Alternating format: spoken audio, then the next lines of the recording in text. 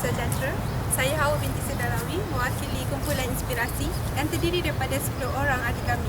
Kami akan membentangkan sebuah kajian syarikat Gamuda Berhad untuk memenuhi kriteria Seminar Pengurusan JTW 301. Syarikat ini ditubuhkan pada 6 Oktober 1976 dan telah disenaraikan di papan utama Bursa Malaysia pada 10 Ogos 1992.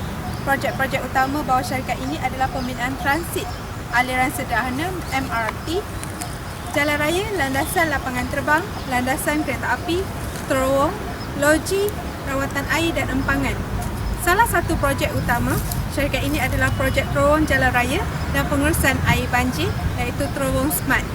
Satu usaha sama 50-50 dengan syarikat MMC Corporation Sendian Berhad. Tugas utama terowong smart sepanjang 9.7 km adalah untuk memesongkan air yang berlebihan dari Sungai Klang dan Sungai Ampang untuk disimpan dalam tasik simpanan.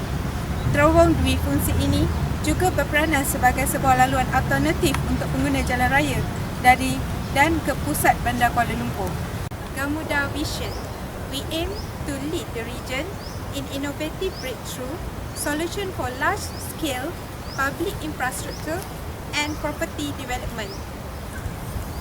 And our mission for Gamuda Berhad, we reliably deliver innovative world-class infrastructure and premier lifestyle properties for our customer through our core businesses in infrastructure, development and construction, operation and of infrastructure, facilities and property development.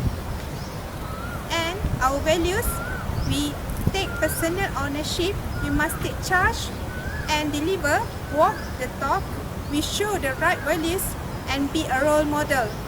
We implement effective decisions and results, demonstrate real teamwork, we break silos and work together across divisions, develop people, we foster mentoring and other study for all-round skill development.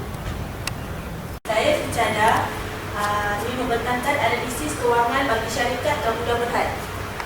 Ini adalah analisis pendapatan bagi tahun 2013, 2014 dan 2015. Okey, 4 teras ekonomi utama syarikat Gamuda terdiri daripada pertama, kejuruteraan dan pembinaan, kedua, pembangunan tanah dan operasi belak, ketiga, air dan konsesi lebuh raya, dan keempat, penghapusan antara segmen. Pendapatan utama syarikat ini ialah daripada kejuruteraan dan pembinaan.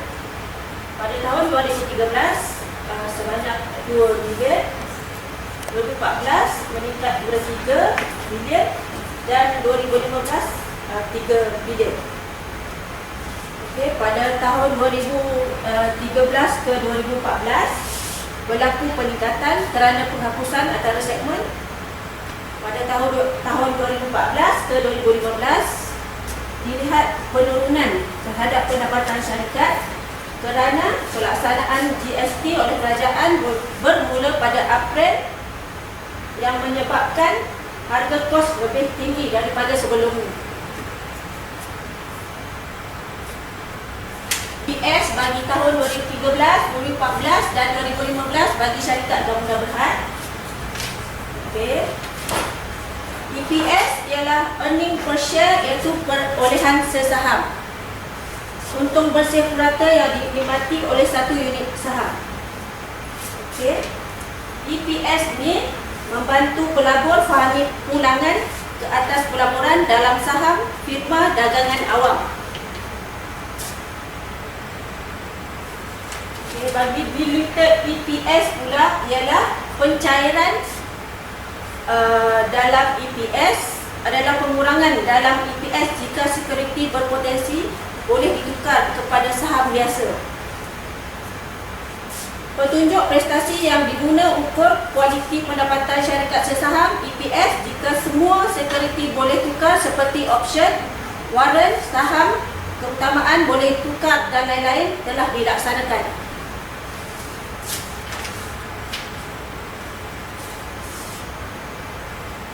Basic EPS pada tahun 2013 ialah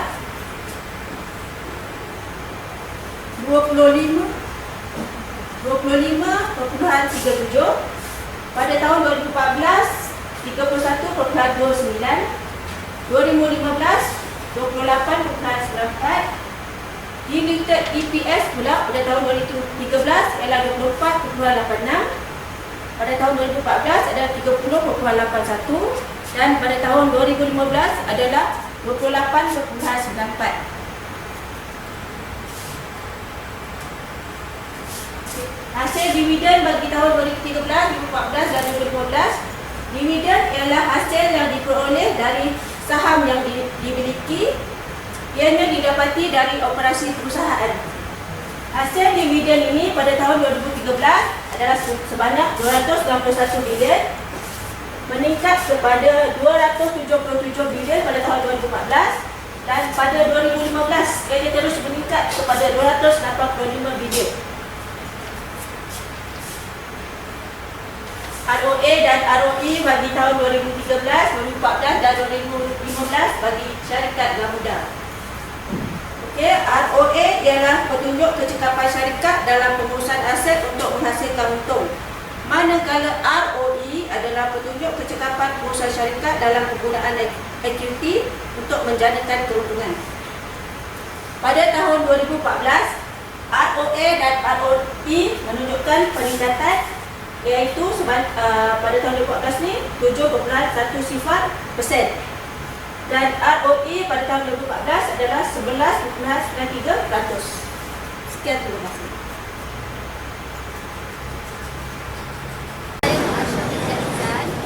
Saya akan menerangkan tentang analisis SWOT masyarakat Gamuda Berhad. SWOT adalah salah satu teknik analisis organisasi untuk mengetahui bagaimana keadaan organisasi yang berkaitan pada masa sekarang, serta bagaimana pula dengan keadaan yang akan dihadapi pada masa hadapan dengan mempertimbangkan faktor-faktor kekuatan, kelemahan, peluang dan ancaman. Analisis SWOT adalah suatu kaedah penyusunan strategi yang dilakukan oleh seseorang dalam sesebuah organisasi. Menurut Ramsey dan Freddie, analisis SWOT adalah satu proses yang menepasti faktor luar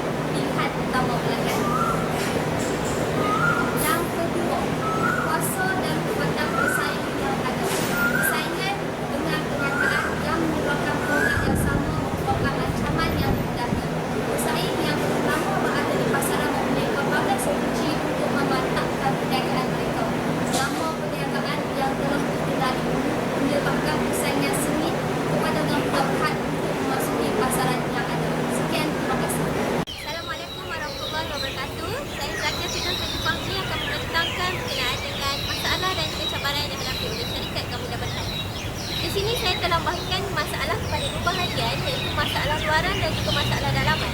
Masalah luaran saya lebih tertumpu kepada masalah yang berkaitan dengan pembekal. Masalah luaran yang kami hadapi pada masa kini ialah pembekal gagal membekalkan bahan-bahan mentah mengikut masa yang telah dijadualkan, dan kami juga mempunyai kesukaran untuk mendapatkan projek-projek besar. Dan di samping itu kami juga mempunyai persaingan daripada syarikat-syarikat kontraktor yang besar yang ingin bersaing dengan syarikat kami. Dan yang terakhir kami juga mempunyai masalah untuk membekalkan bahan-bahan mentah yang tidak mengikut spesifikasi yang kami tetapkan. Daripada masalah ini sertakan juga masalah berkenaan dengan masalah dalaman. Masalah dalaman di sini kami lebih memikirkan berkenaan dengan kekurangan pekerja mahir yang menyebabkan setengah projek-projek kami tidak dapat dijalankan mengikut jadual yang telah ditetapkan. Di antara itu juga kami juga mempunyai kurang kepakaran dalam pembentangan sesebuah projek. Dan seterusnya, projek gagal disiapkan mengikut tempoh masa yang telah ditetapkan. Dan kelewatan menyiapkan sebuah harga juga menjadi salah satu masalah dalaman yang kami hadapi pada hari ini. Kami juga mempunyai masalah dengan pemantauan di tempat projek. Dan yang terakhir ialah pencegahan pendapat di antara pekerja. Sampai itu juga saya juga akan mengemukakan berkenaan dengan cabaran yang dihadapi oleh syarikat bangunan berhad. Di antara cabaran yang kami hadapi pada masa ini ialah berkenaan dengan politik, ekonomi, keuangan dan persaingan. Berkenaan dengan politik, negara mempunyai faham politik yang berbeza oleh syarikat bangunan berhad. Perlu mengkaji situasi dan keadaan politik di negara-negara asing sebelum mereka membuka cawangan atau menjalankan kerjasama dengan syarikat dan luar negara. Hal ini adalah untuk memastikan syarikat mereka tidak mengalami kerugian sekiranya berlaku perpecahan politik. Sebuah negara yang mengalami perpecahan politik boleh mencetuskan peperangan, kerusuhan dan kesan akibat peperangan dan kerusuhan ini boleh mengakibatkan kerosakan harta benda awam. Perkara ini sekaligus dapat menyebabkan syarikat kami mengalami kerugian. Melalui perundangan pula, selain daripada cabaran yang dihadapi dari sudut politik syarikat bangunan berhad juga, kami juga pasti menghadapi cabaran dari sudut perundangan. Hal ini kerana setiap negara mengamalkan sistem perundangan yang berlainan. Oleh itu, sebelum memasuki mana-mana pelaburan negara luar syarikat bangunan akan mengkaji sistem perundangan yang digunakan oleh syarikat berkenaan. Perkara ini bertujuan supaya syarikat tidak melanggar undang-undang yang telah ditetapkan oleh sistem penghakiman negara berkenaan. Dan kami juga akan mempunyai cabaran dari segi persaingan kerana kewujudan syarikat multinasional di negara-negara boleh diibaratkan seperti cendawan tumbuh seperti hujan selepas hujan, di mana hal ini menyebabkan syarikat berhad menghadapi persaingan yang hebat di dalam memajukan syarikat mereka. Dan yang terakhir sekali berkenaan dengan ekonomi, cabaran yang kami hadapi pada masa kini dari segi ekonomi ialah cabaran paling hebat di mana syarikat gamudah terpaksa mengambil risiko yang tinggi apabila membuat pelaburan di negara-negara luar, di mana sebelum melabur di dalam perusahaan luar, negara syarikat gamudah berhad perlu mengenal pasti sistem ekonomi yang diamalkan oleh negara terbabit. Selain itu, syarikat gamudah berhad juga perlu mengetahui tahap ekonomi negara terbabit, dan hal demikian kerana tahap ekonomi sesebuah negara akan berubah apabila berlaku peningkatan atau penurunan kadar tukaran wang asing. Semakin rendah nilai mata wang, maka semakin tinggi inflasi sesebuah negara. Sekian, terima kasih.